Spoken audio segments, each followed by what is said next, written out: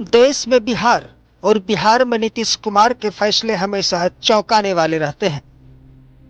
वो कहते हैं ना कि बिहार की राजनीति को समझना इतना आसान नहीं है और इसी बिहार में नीतीश कुमार के राजनीतिक फैसले अक्सर चौंकाने वाले होते रहे हैं।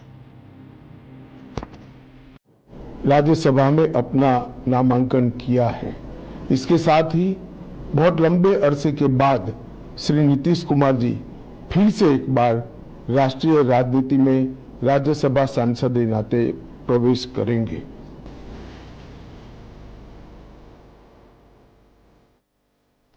वर्ष 2005 से लेकर अब तक लगभग 20 वर्षों तक बिहार की कमान संभालने के बाद होली के रंगों में रंगे बिहार वासियों को एक ऐसी खबर सुनने को मिली कि नीतीश के चाहने वालों के चेहरे के रंग उड़ा दिए। बिहार के नाम पर वोट मिला है, दिल्ली चले जाएंगे विश्वासघात हो।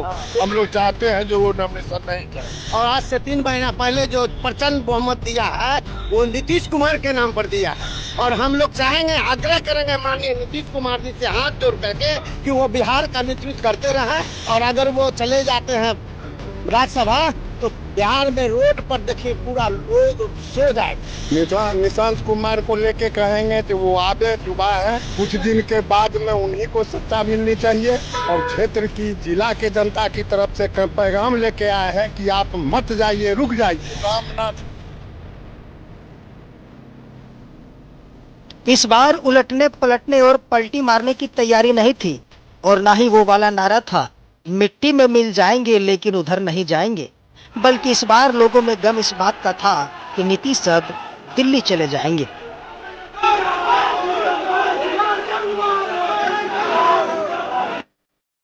पिछले साल संपन्न हुए बिहार में विधानसभा चुनाव में एनडीए गठबंधन की तरफ से मुख्यमंत्री के मुख्य चेहरे नीतीश कुमार ही थे। हालांकि अटकलों का बाजार चुनाव के समय से ही गर्म था। विपक्ष के तमाम नेता इस बात की आशंका जता रहे थे कि चुनाव के बाद भाजपा नीतीश का कैरियर खत्म कर देगी और भाजपा जिसके साथ रही उसको खत्म करने में लगी रही है। इसका एग्जांपल एक है महाराष्ट्र में, अगर देखा जाए तो भी हमने इसलिए कहा था कि महाराष्ट्र में जो हुआ, शिंदे जी को आगे करके फिर जो है भाजपा ने अपना मुख्यमंत्री बनाया, तो उसी को रिफाइंड तरीके से बिहार में लोगों ने काम किया, काम वही किया, तरीका अलग। इस बात पर अब लगभग फाइनल मुहर लग चुकी है कि नीतीश दिल्ली चले जाएंगे, तो फिर बिहार कौन संभालेगा। इस रेस में नीतीश के साथ वाली सीट पर ड्राइविंग कर रहे सम्राट चौधरी का नाम सबसे आगे आ रहा है।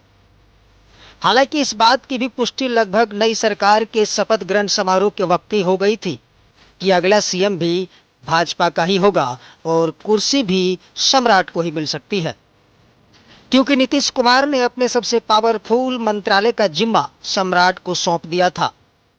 लेकिन अब बिहार में ड्राइविंग सीट पर भाजपा का सीएम होगा, ये तो कंफर्म माना जा रहा है। इसमें भी कई सारे नेताओं के नाम की चर्चा चल रही है। अब सबसे महत्वपूर्ण बात यह है कि नीतीश कुमार के बेटे निशांत की क्या भूमिका होने वाली है।